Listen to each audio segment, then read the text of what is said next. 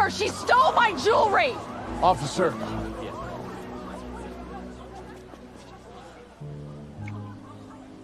Sweetheart, what's going on? To understand how a young woman like Nyla ended up in the crosshairs of the city's most ruthless socialite, you have to look past the manicured lawns of the Whispering Pines Country Club. Whispering Pines wasn't just a place to play golf. It was a fortress for the old money elite.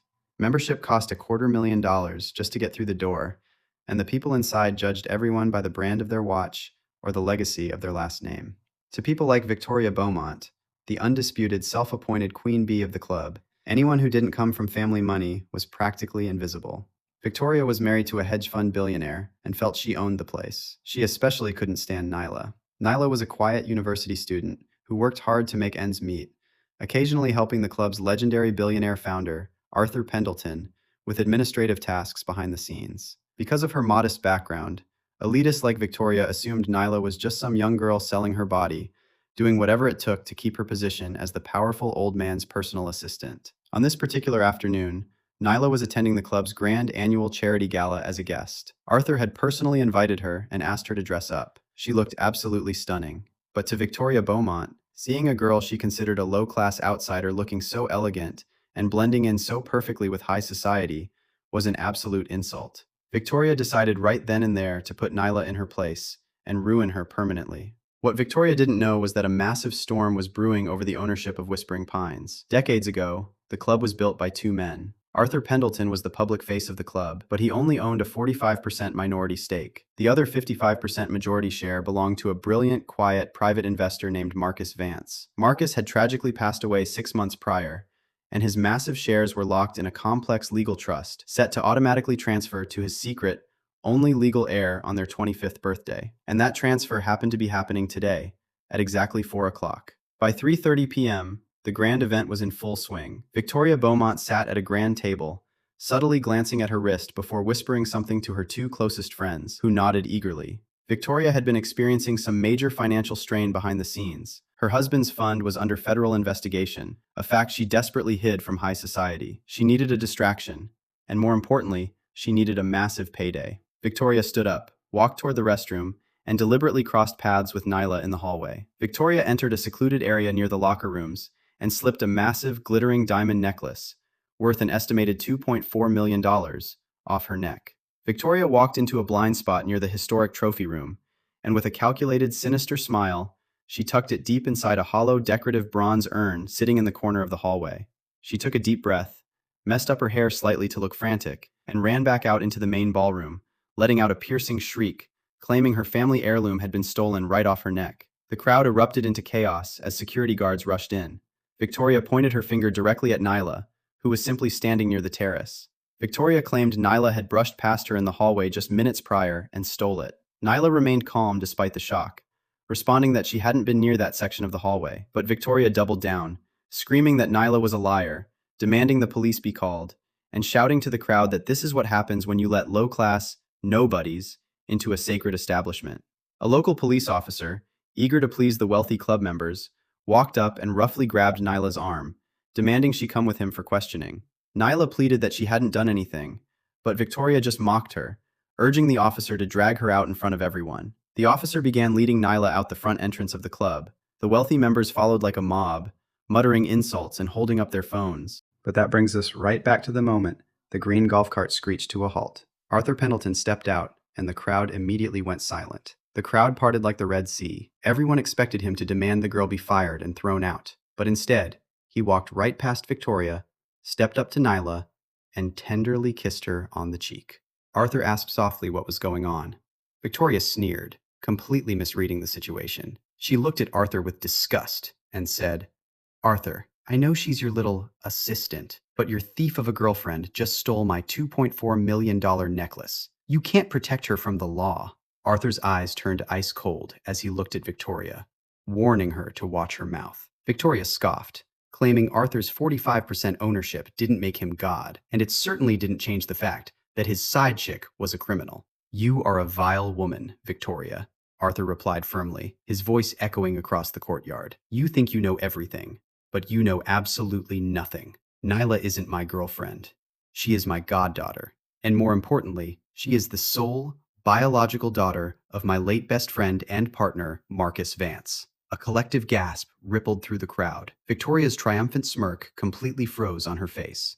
Arthur continued, and as of exactly 4 o'clock today, the probate period for Marcus's estate has officially ended. Nyla, if you would do the honors? A man in a sharp black suit, the Vance family attorney, stepped forward, holding a sleek leather folder. He handed Nyla a pen, and with an air of calm, powerful authority, she signed the transfer documents. The lawyer took the folder back and bowed slightly, announcing to the stunned crowd that the transfer was finalized, and Nyla Vance was now officially the 55% majority owner of Whispering Pines Country Club. A deafening silence fell over the courtyard. Victoria Beaumont's mind was spinning. The girl she had spent months belittling as a cheap gold digger, the girl she had just falsely accused of grand larceny, was now her literal landlord. Nyla Vance owned the land, the building, and Victoria's highly coveted membership. The police officer nervously let go of Nyla's arm, clearing his throat and nervously asking the new majority owner what she would like him to do. Victoria tried desperately to save face, sweating under the sun, stammering that it must be a misunderstanding and that the police still needed to search the premises because her necklace was still missing. Nyla stepped forward, wiping a single tear from her face. Her demeanor completely changed from a vulnerable guest to a powerful corporate executive. Nyla calmly stated that the police do need to search the premises, but they wouldn't need to look very far. She instructed the officer, Victoria, and her friends to follow her to the security office. Victoria snapped back that she wouldn't follow her anywhere because she was the victim, but Arthur cut her off, warning her that if she didn't come willingly, the officer would escort her in handcuffs for filing a false police report. The group marched into the high-tech security room of the country club, where large monitors lined the walls. A security technician immediately began rewinding the footage. Victoria stood in the corner, clutching her designer handbag so tightly her knuckles turned white. She thought she had executed the perfect crime, knowing the trophy room hallway was an old blind spot. What she didn't know was that just 3 days prior, Arthur had upgraded the entire club's security system, installing state-of-the-art hidden 4K cameras. Nyla instructed the technician to play the footage from the east hallway at 3:35 p.m. The screen blinked to life, and the footage was crystal clear. It showed Victoria walking down the hallway, looking around suspiciously. She unclasped the massive diamond necklace, smirked directly toward the hidden camera's direction without realizing it, and shoved it deep inside the bronze urn. A minute later, her two wealthy friends were seen walking by, nodding at the urn to confirm it was well hidden. The police officer and Arthur let out audible gasps. Nyla turned slowly to Victoria and asked her to explain why her precious family heirloom was currently sitting in the trash liner of the bronze urn. Victoria opened her mouth, but no sound came out. She was completely trapped. But Nyla wasn't done yet, pulling out a separate legal dossier from her attorney's folder. Nyla explained to the policeman that before he arrested her for fraud, he might want to look at the paperwork her lawyer just brought. It turned out that the massive $2.4 million insurance policy Victoria and her friends had recently taken out on that exact necklace was filed through Vance Global Assurance, the premium luxury insurance firm founded and owned by Nyla's late father, which she now also entirely inherited. Because the bizarre high-value policy had been flagged as a massive financial risk by her company's fraud division just that morning, Nyla's team discovered their entire plot before she even arrived at the gala. They knew exactly how Victoria intended to use the club's older blind spots. Their goal wasn't just to frame Nyla out of petty jealousy. They were planning to stage this theft, file the claim tomorrow morning, and then sue Whispering Pines Country Club for gross negligence. This would allow them to pocket a massive insurance payout directly from Nyla's own company, alongside a legal settlement to bail out her husband's failing hedge fund. The police officer turned to Victoria Beaumont and her two accomplices, pulling out 3 pairs of heavy steel handcuffs, announcing they were under arrest for conspiracy, commercial fraud, and filing a false felony police report.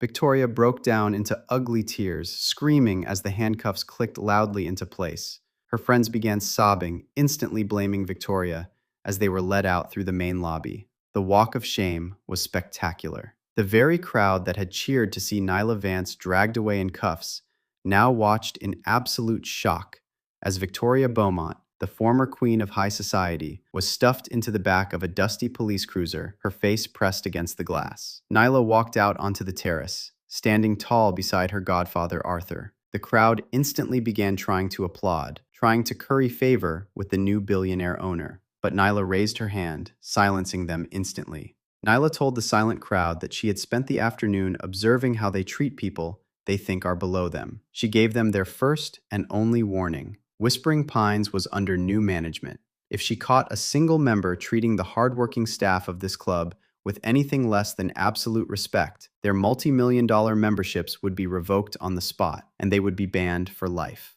The wealthy members nodded frantically, completely humbled. Nyla turned to the catering staff standing in the back, smiling warmly and giving them a subtle nod. They smiled back, knowing their lives had just changed for the better. Victoria Beaumont went from a mansion to a prison cell, facing 10 years for insurance fraud and conspiracy. And Nyla Vance? She honored her father's legacy not by hiding in the shadows, but by turning his club into a place where integrity mattered far more than the size of a bank account. She proved to everyone there, once and for all, that you should never mistake kindness for weakness.